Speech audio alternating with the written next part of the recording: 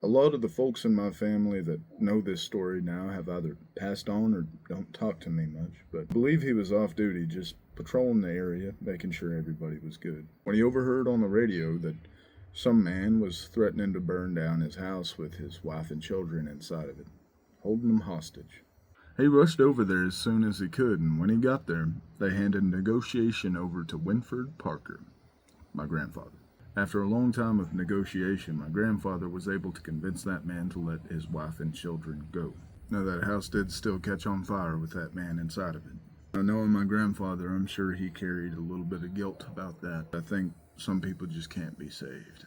Regardless, though, off duty, he saved that mother and those children that day. Now, every once in a while, when I'm back in my hometown, my mom drives me by that burned down house and tells me that story like she's never told it to me before. Now, you can take that story and have what you will from it, but one of the big takeaways for me is that without any kind of authority or position or status, he did such a loving, kind, and justified act without any permission. And that's just the kind of man my grandfather was. He didn't need any kind of uniform or authority to do something good.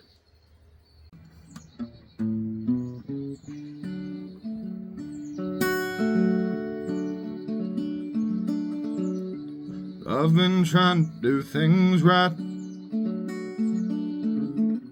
It's a lot harder now without you in my life. Back in those days I was a fool, run around drinking, skipping school. Well, I never understood loved me more than a bottle ever could.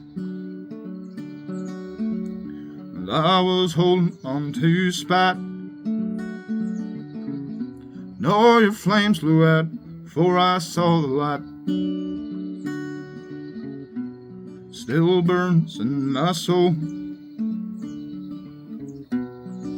nowhere to go. Keeps me warm when I'm feeling cold.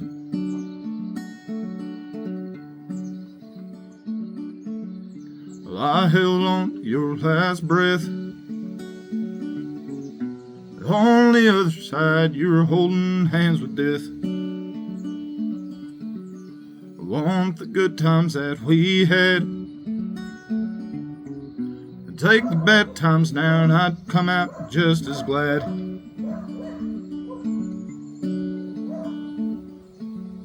wish that I could hear your voice calling me out things I didn't know was a choice.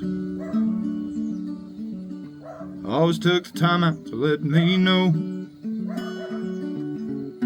that I came back just in time to let you go.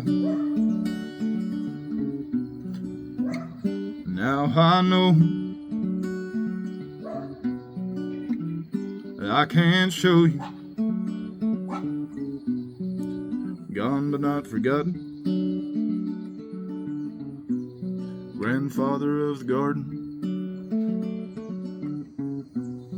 grandfather of the garden.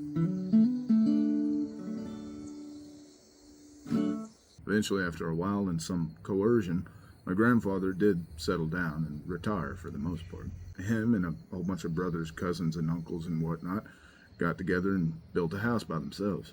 Now, my grandfather must have been late 60s, early 70s at least, and he put in a lot of work to build that house himself. And my grandfather and grandmother both built themselves a garden.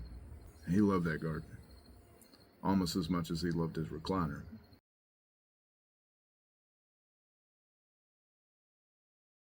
Thanks for listening, folks. Hope you have a good day. So much of my life seemed to be built around house fires.